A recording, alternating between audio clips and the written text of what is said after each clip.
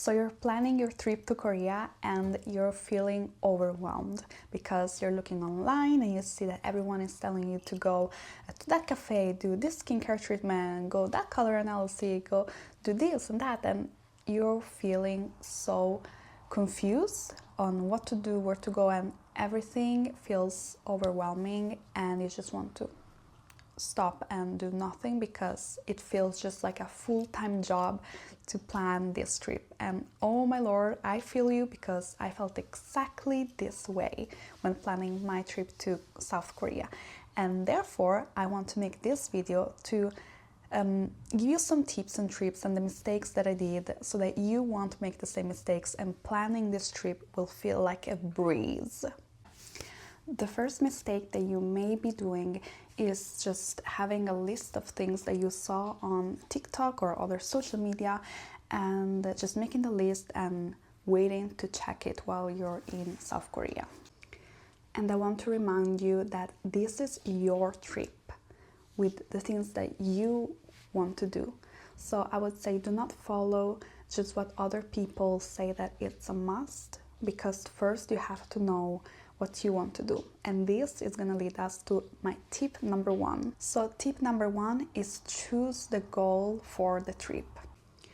So for example, for me, this trip was 3 weeks long, so I had time to do multiple things, but still I had a few goals. So like glow up, but was not a main goal. The main goal was just like exploring the culture, trying new food, and going to my favorite K-drama locations. So I kept that in mind and planned accordingly. And a tip about glow up is I did the color analysis and hair like digital perm on the first 2 days. Even better if you can fit everything in 1 day. So then you have the rest of the trip like with fabulous hair, and you know if you want to do shopping, you know which clothes to buy, in which colors, same for makeup. And if you want to do treatments, I would actually have them at the end of the trip, like the last few days, just because you may have a recovery time and you maybe don't want to be with like a red or puffy face for the whole trip. Just thinking about the pictures that you may want to take during the trip. So I would keep this in mind when planning and booking appointments. So once you find your goals, your main goal or goals, then I would recommend doing a list of all the things that you want to do, but separate them to must see, nice to see, and skippable. But like if you have time or like a free day, then you can go look at these things, but it's mainly skippable. This will allow you to have some freedom and kind of like when you're like unsure on what to do, you're like, okay, what did I do? What do I miss? And what do I feel like today? Do I feel like doing this activity, or do I feel like just chilling and doing something else instead? Maybe something that I liked doing and I want to do it again. Then you have a plan, but not a schedule, you know? Like you have a plan to follow, but you don't have a schedule that is gonna make you frustrated and maybe like anxious that you're not gonna be able to follow the schedule. And speaking of schedule, my tip number 2 is to leave free time.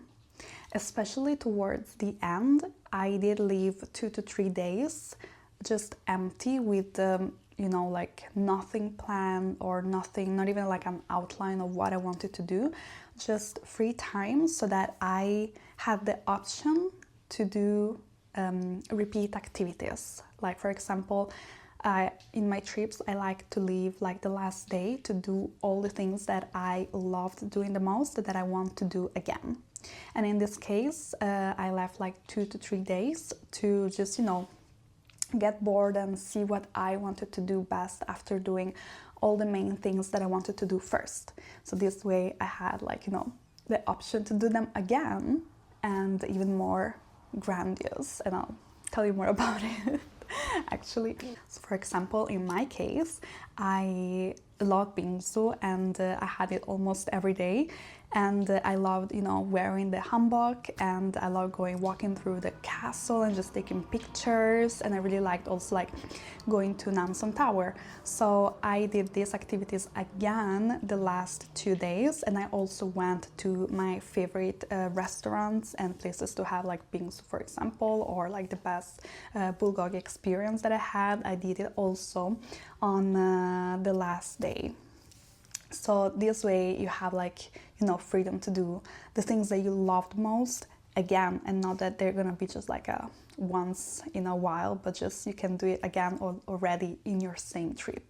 And you can do it as many times as you want, of course, but I do like to try different things, but at the same time, the things I liked best, I want to experience them again.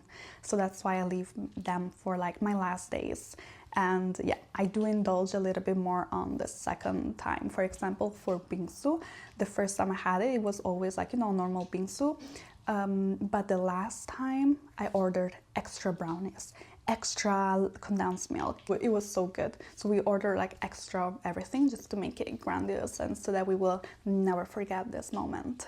Once you know your dates and you book your flights, then it's time to find out which area to book the hotel. And I've stayed in 2 different areas in Seoul, and I do recommend being very central. I stayed both in Myeongdong and DDP, and I really liked Myeongdong because it was like central to everything, and you had all like multitudes of restaurants and cafes just like outside of the hotel. And I think it's really convenient, and I stayed there the first week. The last week instead I stayed in DDP, and I think that is much more open, less crowded, and I think that it was perfect to have that as like second stay in Seoul, because then you did already the most touristy things, but it's still central DDP, but still you have like a bit more like peace and quiet, and it's not overwhelming to be there. Plus, it's perfect if you want to do some shopping. There are a lot of malls and places to shop at night as well. They close very late, and I would recommend that, you know, to stay there before you leave, so that you have all the time in the world to, you know, to go to places, to like shops and buy souvenirs or clothes. What to do before you leave for South Korea? There are 3 main things that I think you should be doing. And first of all it's a must. Like, you have to check, of course, if you need the visa or not, but we need just the e-arrival card. So make sure that you fill that at least 3 days before departing. Another thing that you have to do is to download 2 apps that were very useful for me, and it was the Uber app and the Naver Maps. Those were the main 2 apps that I used while in South Korea. The last thing is to get your eSIM card, and I got one like after like checking all the different companies. We landed on a Rallo, and we got an internet package of 20 gigabytes, and I have to say that was more than enough for 3 weeks. I ended up using 15 gigabytes, but I also posted on Instagram like everyday multiple stories, so that uses a lot of internet, while my boyfriend, he also got the 20 gigabyte package, but he ended up using only like 5 gigabytes. And we did use the maps all the time, so I would really recommend getting some internet at least and choose the package, but I think 20 gigabytes was quite cheap, so get as many as you need. You can always recharge while you're there, but I would say internet is very nice to have in South Korea. Moving on to the things that you should be doing once you arrive. So once you arrive, activate your eSIM card, of course, and you gotta take some cash, and you gotta take your T-money card. As soon as you land and exit like the passport control, but you still are inside the airport, there are 2 ways to get the T-money card. And the T-money card, if you don't know, is the transportation card that you can use on facilities like metro or bus. You can use it also on taxis, and you can use it also to buy things in convenience stores. So get one as soon as you land, and you can either get it at the CU, the first CU that you see when you arrive, and it's like super close to the information desk.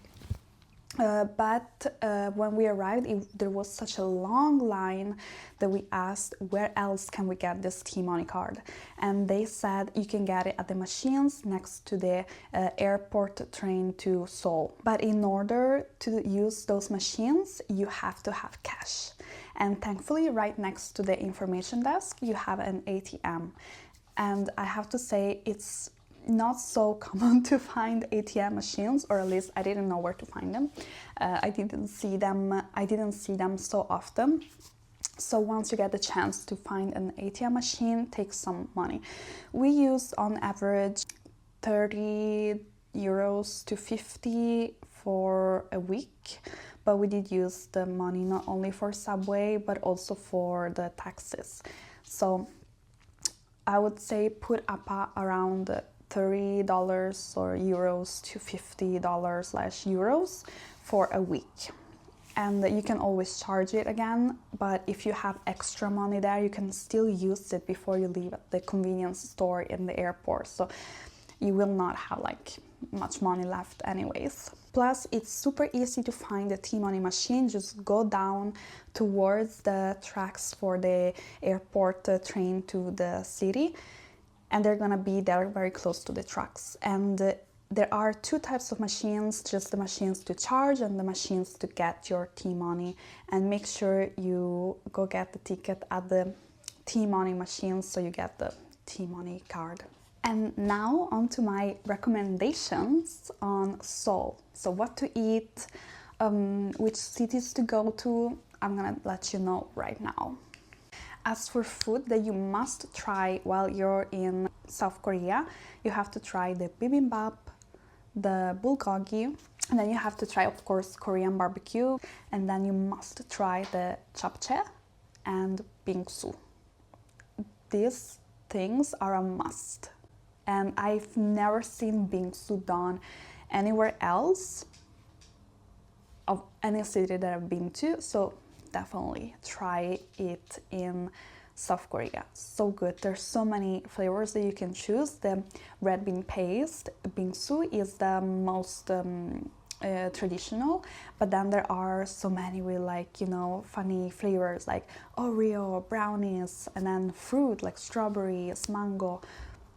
It's a must. And there is also a place that we've been to close to the Yeonbokgung Palace, and they made it's not shaved ice but like shaved milk. Oof, so good. Shaved milk and strawberries. And oh, definitely try, speaking of milk and strawberries, you must try the strawberry latte.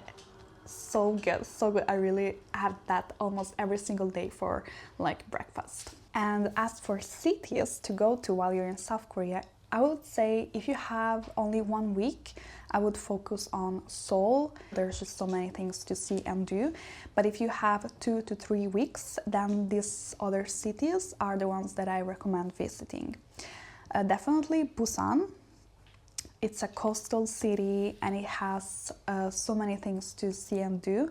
And I would recommend staying in the Gwanggali beach area. I stayed in Haeundae, but I would say that looks very touristy, while Gwanggali feels a bit more local, and I really like the vibes and the restaurants and things to do and see there.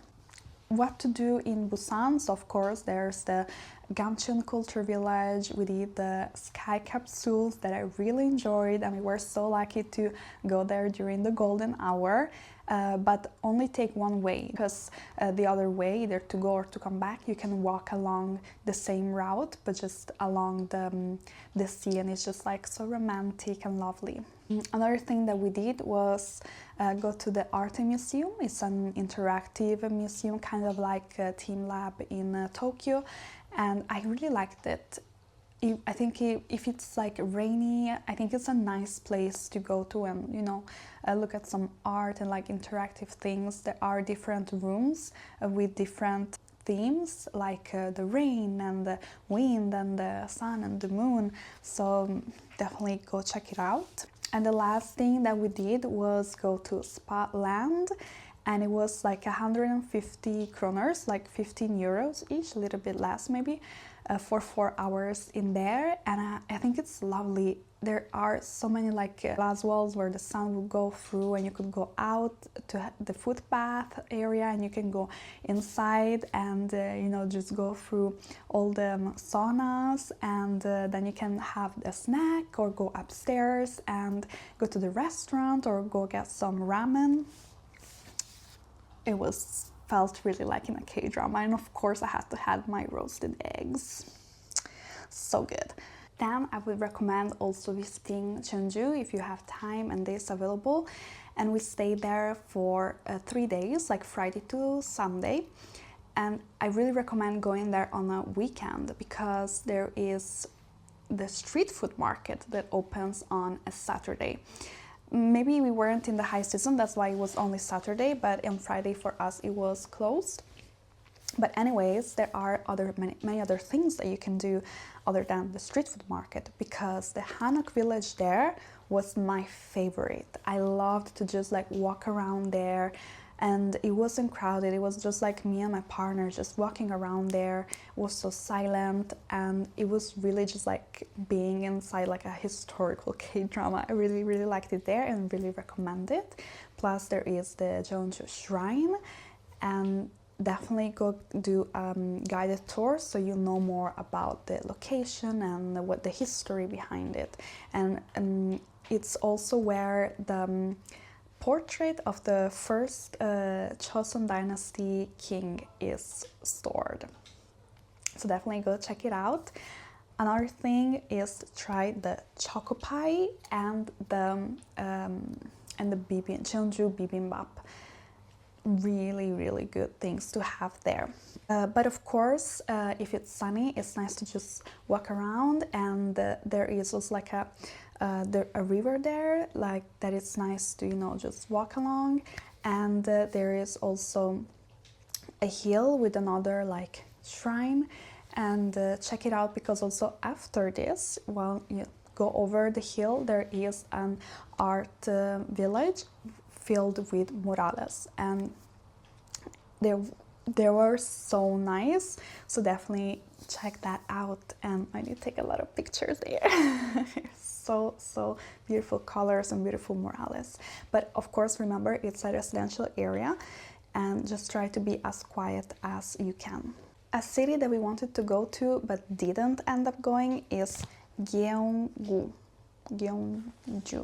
I don't remember the name, but I'll put it somewhere. And it's where the Shilla exhibition is, and there is also this like very big bridge and shrine, and like, or maybe it's a temple, don't remember precisely, but we really wanted to go there, and we wanted to do a day trip from Busan, but we ended up not going because we would have maybe felt like too overwhelmed to go and come back, and like that we would not have enjoyed the area. And we made the same mistake in Kyoto, so we didn't want to do the same mistake, and rather we stayed that day in Busan and went to Spa Land, just enjoyed more the city. But if you have a couple of days to spare, then I think that it's worth a visit. So that's it for this video, just like my recommendations and mistakes, because it can be so overwhelming, and you may feel like you want to do everything, but because there's so many creators out there that put so much like content of things that seem so interesting and entertaining, that you of course want to do everything. But remember, it takes time to go from one place to another, and some things may be like overcrowded. For example, my experience on Onion Cafe, yes, it looked beautiful from the outside. It's like a very old, like traditional house, and the food was good, but I don't think it was exceptionally good food. You could find many other good things in other cafes. So I went there, I ended up going there twice because both me, I wanted to go there because of like all the like hype online, but also a friend of mine that came to visit, to just like hang out with us in Seoul, wanted to go to that cafe. So I ended up going there twice, even though I didn't want to go there a second time. And it was just like overcrowded. You had lines to go inside, lines to get food, and to be honest, the salt bread is better outside, made fresh, because there you have everything that is already like out and done, and you just take whatever is there in the moment. There are many good pastries, but you get, they're so big, you get so full, you cannot try everything. So, and I would say you can find these pastries in other areas, I guess. One thing that was really good though was the garlic bread that I haven't seen anywhere else, and I really liked it. But again, if you don't want to wait like 30 minutes to get inside and wait in line inside as well, I would say go there once if you want, if you really want to visit. But to be honest, there are other places outside that are worth to get cafes at.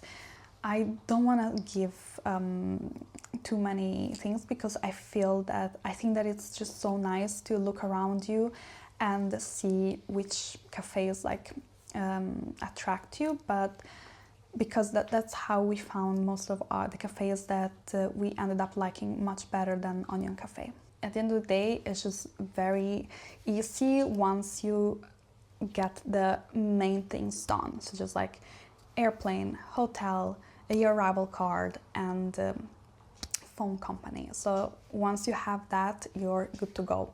Good to have, it's the Uber app, because Uber is quite cheap there, so it's convenient if you are late at night and the subway doesn't go when the distances are so big. It's just a must to get an Uber and go back to your hotel. And then the Naver map, I think it was nice to have because we did end up using Google for most of the trip, but when it was very difficult to find the directions with Google, then we switched to Naver Maps. And it's good that both Google and Naver Maps have the recommended exit, because the stations are so big that if you exit at the wrong one, then you may be very much farther in distance to your destination. Plus, the lights, like the crosswalk, the light stop last so long for everyone, for people and cars. They just could last up to a minute or even more. That's why just take note of the exit number that you are supposed to go to end up close to where you have to go, close to your destination, because this way you avoid so many lights. So yeah, these are my main tips, and hopefully your trip is gonna be as amazing as I think mine was. So yeah, see you in the next video. Bye!